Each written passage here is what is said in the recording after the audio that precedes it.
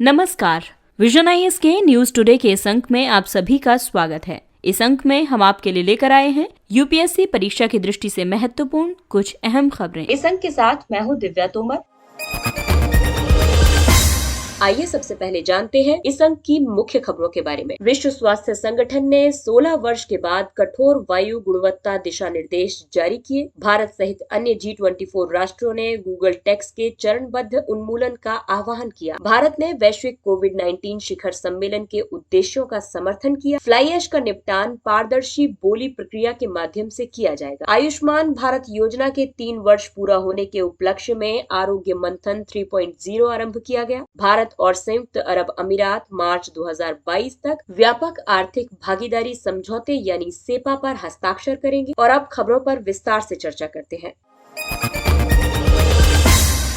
इस अंक की सबसे पहली खबर पर्यावरण संरक्षण के वायु प्रदूषण टॉपिक से है। विश्व स्वास्थ्य संगठन ने 16 वर्ष के बाद कठोर वायु गुणवत्ता दिशा निर्देश जारी किए। ये वायु गुणवत्ता दिशा निर्देश स्वास्थ्य की सुरक्षा के लिए आवश्यक वायु गुणवत्ता के स्तर की पहचान करते हैं। ये आकलन करने के लिए एयर क्वालिटी गाइडलाइंस एक संदर्भ के रूप में कार्य करते हैं। प्रदूषण की कितनी मात्रा उस स्तर से ज्यादा है जिस पर ये स्वास्थ्य संबंधी चिंताओं का कारण बन सकता है। एक अनुमान के मुताबिक प्रति वर्ष वायु प्रदूषण के लगातार संपर्क में आने से 7 मिलियन लोगों की असमय मृत्यु हो जाती है। इसकी वजह से जीवन के लाखों और स्वस्थ वर्षों की हानि होती है। अंतिम बार WHO ने वर्ष 2005 में एयर क्वालिटी गाइडलाइंस को अपडेट किया था और तब से ये दर्शाने के लिए कई नए प्रमाण प्रस्तुत किए गए हैं कि वायु प्रदूषण स्वास्थ्य के कई पहलुओं को कैसे प्रभावित करता है। नए एयर क्वालिटी गाइडलाइंस 6 प्रदूषकों के लिए वायु गुणवत्ता के स्तर से संबंधित अनुशंसाएं करते हैं। ये प्रदूषक इस बार इम्पोर्टेंट हो सकते हैं, तो इन्हें अपने पीटी के नोट्स में शामिल कर ले। तो आइए जानते हैं कि इनमें कौन कौन से प्रदूषकों को शामिल किया गया है। इसमें शामिल है पार्टिकुलेट मैटर यानी PM 2.5 और PM 10, ozone, nitrogen dioxide, sulphur dioxide और कार्बन मोनोऑक्साइड। हालांकि ये जो दिशा निर्देश हैं ये कानूनी रूप से बाध्यकारी तो नहीं है, लेकिन फिर भी ये कई मामलों में सहायता करेंगी, जैसे कि ये वायु प्रदूषण से स्वास्थ्य पर पड़ने वाले प्रभावों के आकलन में सुधार करेंगे। ये हार्ट अटैक यानी हृदयाघात, हृदय रोग, फेफड़ों के कैंसर और अस्थमा सहित कई दीर्घकालिक एवं तीव्र श्वसन संबंधी रोगों में कमी करेंगे। स्वच्छ ऊर्जा और परिवहन,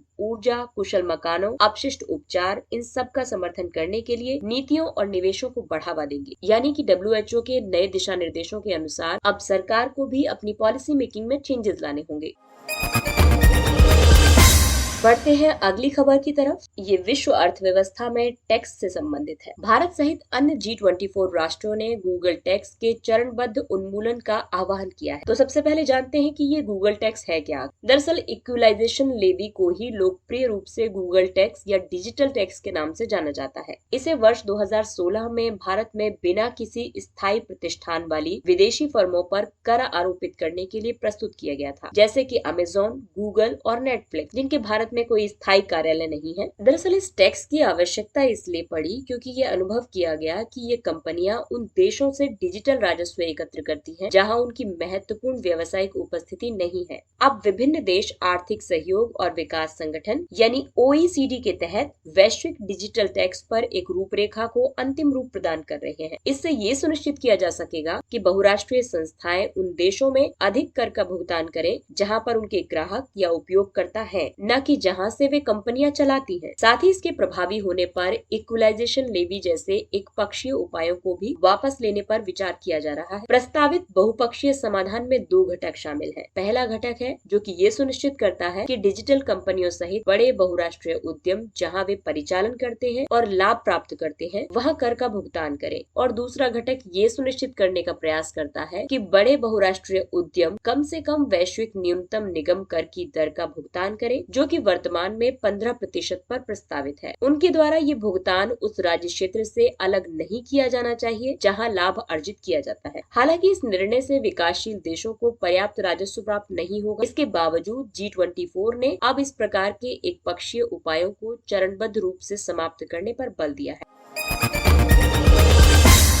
अगली खबर कोविड-19 की स्थिति पर हुए सम्मेलन पर आधारित है। भारत ने वैश्विक कोविड-19 शिखर सम्मेलन के उद्देश्यों का समर्थन किया है। इस शिखर सम्मेलन को अमेरिका ने आयोजित किया था। इसका उद्देश्य वैश्विक लक्ष्यों जैसे कि G7, G20 द्वारा निर्धारित है, इनके साथ संतुलन स्थापित करना है। साथ ही कोविड-19 महामारी को समाप्त करने और बेहतर वैश्विक पुनर्बहाली के लिए संबंधित आवश्यक कार्रवाई करना है। इस सम्मेलन के दौरान शामिल किए जाने वाले प्रमुख लक्ष्यों की बात करें तो इसमें वर्ष 2021 के अंत तक 40% वैश्विक टीकाकरण और वर्ष 2022 तक न्यूनतम 70% वैश्विक टीकाकरण के WHO के लक्ष्य तथा वर्ष 2022 तक सभी देशों को पर्याप्त आपूर्ति के लिए टीकों के विनिर्माण के लिए G20 का समर्थन करके 100% वैश्विक टीकाकरण को संभव बनाना है। दूसरा है ऑक्सीजन संकट का समाधान करके कई चिकित्सकीय जांचों में लगने वाले अधिक समय की समस्या को समाप्त करना। साथ ही चिकित्सा सुविधाओं तक समय पर पहुंच के साथ साथ PPE किट निर्माण क्षमता में वृद्धि करना और नए कोविड-19 वेरिएंट की बेहतर पहचान, निगरानी और रोकथाम करके जीवन बचाने का प्रयास करना। इसके अलावा संधारणीय स्वास्थ्य सुरक्षा वित्त पोषण के सृजन, राजनीतिक नेतृत्व को प्रेरणा प्रदान करना तथा वैश्विक मंत्री स्तरीय स्वास्थ्य और वित्त बोर्ड के लिए G20 के आह्वान के समर्थन द्वारा बेहतर वैश्विक पुनर्बहाली का प्रयास करना शामिल है। राजनीतिक नेतृत्व को उत्प्रेरित करने के लिए वर्ष 2021 में ग्लोबल हेल्थ थ्रेट्स काउंसिल की स्थापना की गई। इस शिखर सम्मेलन में प्रधानमंत्री नरेंद्र मोदी ने कहा कि टीके के उत्पादन के लिए आवश्यक कच्चे माल की आपूर्ति श्रृंखलाओं को मुक्त रखा जाना चाहिए। अंतर्राष्ट्रीय यात्रा को सुगम बनाने के लिए वैक्सीन प्रमाण पत्रों को पारस्परिक मान्यता दी जानी चाहिए, जिससे महामारी के आर्थिक प्रभावों का समाधान किया जा सके।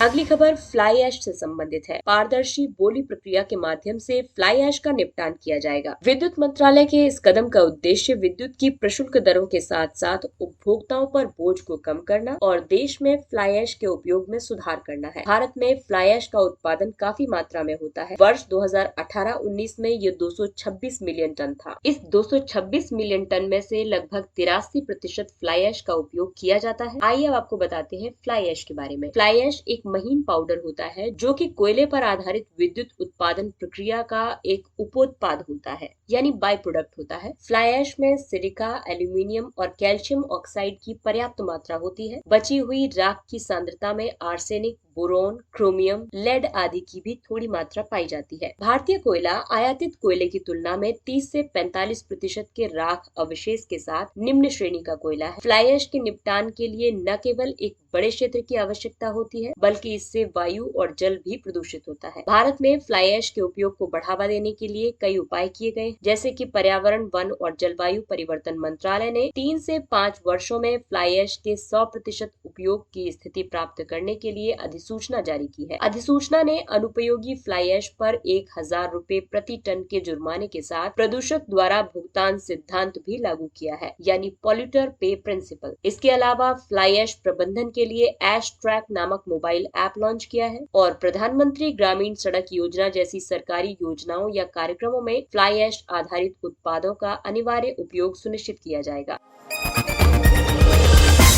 आइए अब बात करते हैं आयुष्मान भारत योजना की। इस योजना ने 3 वर्ष पूरे कर लिए हैं और इसी उपलब्धि के लिए आरोग्य मंथन 3.0 आरंभ किया गया। इस आयोजन के अंतर्गत अब तक अर्जित उपलब्धियों का समारोह मनाया जाएगा। साथ ही विश्व भर की समान योजनाओं के साथ अनुभव साझा करने और उनसे सीखने के साथ साथ आगे मार्ग सुनिश्चित करने के लिए कई मुद्दों पर विचार विमर्श किया जाएगा। आपको बता दें कि आयुष्मान भारत योजना भारत सरकार की एक प्रमुख योजना है। इसे सार्वभौमिक स्वास्थ्य कवरेज के उद्देश्य को प्राप्त करने के लिए राष्ट्रीय स्वास्थ्य नीति 2017 द्वारा अनुशंसित रूप में प्रारंभ किया गया था। इसके तहत 2 घटक हैं। एक है स्वास्थ्य और कल्याण केंद्र यानी HWCs। ये केंद्र व्यापक प्राथमिक स्वास्थ्य देखभाल प्रदान करते हैं। ये स्वास्थ्य सेवा को लोगों के घरों के निकट लाते हैं। इसके अलावा मुफ्त आवश्यक दवाओं और नैदानिक सेवाओं सहित मातृ एवं शिशु स्वास्थ्य सेवाओं और गैर संचारी रोगों को कवर किया जाता है। और दूसरा घटक है प्रधानमंत्री जन आरोग्य योजना। ये स्वास्थ्य बीमा योजना 10 करोड़ 74 लाख से अधिक निर्धन और सुभेद्य परिवारों को द्वितीयक और तृतीयक देखभाल के लिए अस्पताल में भर्ती होने के लिए प्रति परिवार प्रति वर्ष 5 लाख रुपए का स्वास्थ्य बीमा कवर प्रदान करती है। आइए अब जानते हैं इस योजना के तहत अर्जित की गई अब तक की उपलब्धियों के बारे में। इसके तहत बेहतर स्वास्थ्य बीमा कवरेज प्रदान की गई। इसके अंतर्गत अब तक लगभग 16.5 करोड़ कार्ड जारी किए जा चुके हैं, जिसमें कि 10 करोड़ 66 लाख प्रधानमंत्री जन आरोग्य योजना के तहत और 5 करोड़ 85 लाख कार्ड राज्यों ने आवंटित किए हैं। दूसरी उपलब्धि है गुणवत्तापूर्ण स्वास्थ्य सेवा तक बेहतर पहुंच। प्रधानमंत्री जन आरोग्य योजना ने लगभग 2.2 करोड़ अस्पताल में प्रवेश सुविधा प्रदान की है, जिसमें से लगभग 60% निजी क्षेत्र के अंतर्गत है। और तीसरी सबसे बड़ी उपलब्धि है लैंगिक समानता। आयुष्मान कार्ड प्राप्त करने वालों में लगभग 50% महिलाएं हैं और आधिकारिक रूप से अस्पतालों में भर्ती होने वालों में 47% भी महिलाएं ही हैं।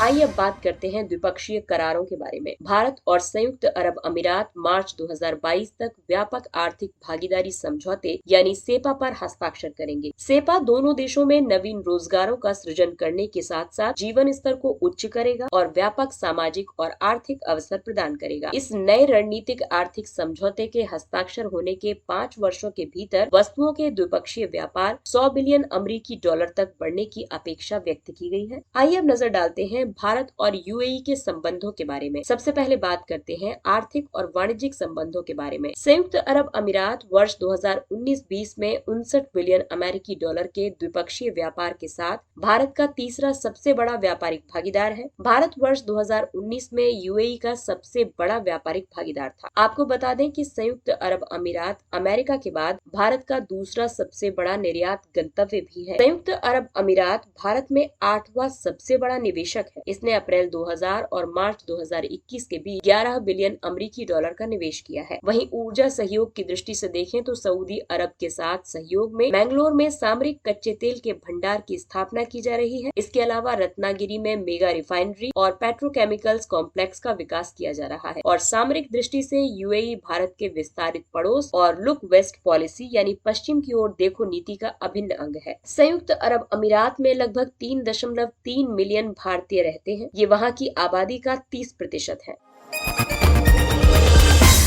आइए अब जानते हैं कुछ अन्य महत्वपूर्ण सुर्खियों के बारे में। दक्षिण एशियाई क्षेत्रीय सहयोग संगठन सार्क। हाल ही में सार्क की बैठक रद्द कर दी गई थी क्योंकि सदस्य देश अफगानिस्तान की भागीदारी पर सहमत नहीं हो सके थे। सार्क दक्षिण एशियाई देशों का एक क्षेत्रीय अंतर सरकारी संगठन है। इसकी स्थापना वर्ष 1985 में हुई थी। वर्ष 1987 में काठमांडू में इसका स्थायी सचिवालय स्थापित किया गया था। इसके सदस्य देशों में भारत, बांग्लादेश, भूटान, नेपाल, मालदीव, पाकिस्तान, श्रीलंका और अफगानिस्तान शामिल हैं। अंतिम सार्क शिखर सम्मेलन वर्ष 2014 में काठमांडू में आयोजित किया गया था। भारत और पाकिस्तान के बीच तनावपूर्ण संबंधों की वजह से इसके बाद शिखर सम्मेलन आयोजित नहीं किए जा सके हैं। अगला है केंद्र द्वारा कोविड से हुई मृत्यु के लिए 50,000 रुपए की अनुग्रह राशि प्रस्तावित की गई। राष्ट्रीय आपदा प्रबंधन प्राधिकरण एनडीएमए ने कोविड-19 के कारण जिन लोगों की मृत्यु हुई है उनके निकटतम नातेदारों को अनुग्रह सहायता के रूप में एक मुश्त 50,000 रुपए के भुगतान की अनुशंसा की है। इससे पहले उच्चतम न्यायालय ने एनडीएमए को कोविड-19 से मरने वाले व्यक्तियों के परिवारों को अनुग्रह सहायता देने के लिए दिशा निर्देशों की संस्तुति करने का निर्देश दिया गया था, जैसा कि आपदा प्रबंधन अधिनियम 2005 की धारा 12(3) के तहत आज्ञापित है। राज्य द्वारा राज्य आपदा मोचन कोष से धन उपलब्ध कराया जाएगा। अगली खबर है सशस्त्र बलों में महिलाएं। उच्चतम न्यायालय ने रक्षा मंत्रालय के वक्तव्य के प्रत्युत्तर में महिलाओं को नवंबर 2021 में राष्ट्रीय रक्षा अकादमी की परीक्षा लिखने की अनुमति प्रदान की है। इससे पहले रक्षा मंत्रालय के वक्तव्य में ये कहा गया था कि मंत्रालय के पास मई 2022 तक महिलाओं को एनडीए में शामिल करने के लिए तंत्र होगा। महिला उम्मीदवारों के प्रवेश के लिए पाठ्यक्रम और चिकित्सा मानकों को तैयार करने के लिए एक विशेषज्ञ समूह का गठन किया गया है। इससे पहले उच्चतम न्यायालय ने लैंगिक भेदभाव करने के लिए केंद्र सरकार और भारतीय थल सेना की आलोचना की थी और एनडीए में महिला कैडेटों को अनुमति देने के बारे में पुरानी मानसिकता को बदलने के लिए कहा था। राष्ट्रीय एकल खिड़की प्रणाली NSWS national single window system. वाणिज्य और उद्योग मंत्रालय ने अनुमोदन और स्वीकृति के लिए निवेशकों के लिए वन स्टॉप शॉप के रूप में राष्ट्रीय एकल खिड़की प्रणाली को आरंभ किया है। इसका उद्देश्य अनुमोदन और पंजीकरण में पारदर्शिता, उत्तरदायित्व और जवाबदेही लाना है। NSWS केंद्रीय विभागों और राज्यों की मौजूदा स्वीकृति प्रणालियों को एकीकृत करके व्यवसाय करने की सुगमता को बढ़ावा देने के लिए एक सिंगल विंडो पोर्टल के रूप में कार्य करेगा। NSWS AWS के माध्यम से ऑनलाइन सेवाएं प्रदान की जाएंगी, जैसे कि अपने अनुमोदन को जानना, सामान्य पंजीकरण और राज्य पंजीकरण फॉर्म, दस्तावेज निक्षेपागार इत्यादि। प्राथमिकता प्राप्त क्षेत्रों को उधार यानी priority sector lending PSL। PSL प्रमाण पत्र प्रीमियम में वृद्धि और PSL लक्ष्यों को पूरा करने में कठिनाइयों की वजह से बैंकों के द्वारा खुदरा व्यापार और अवसंरचना के लिए PSL टैग की मांग की जा रही है। PSL द्वारा उन क्षेत्रों का प्रतिनिधित्व किया जाता है जिन्हें सरकार और भारतीय रिजर्व बैंक देश की मूलभूत आवश्यकताओं के विकास के लिए अन्यों की तुलना में अधिक प्राथमिकता देते हैं। RBI ने PSL के तहत कई क्षेत्रों को शामिल किया है, जैसे कि कृषि, सूक्ष्म लघु एवं मध्यम उद्यम, निर्यात ऋण, शिक्षा, आवास, सामाजिक अवसंरचना, अक्षय ऊर्जा और अन्य।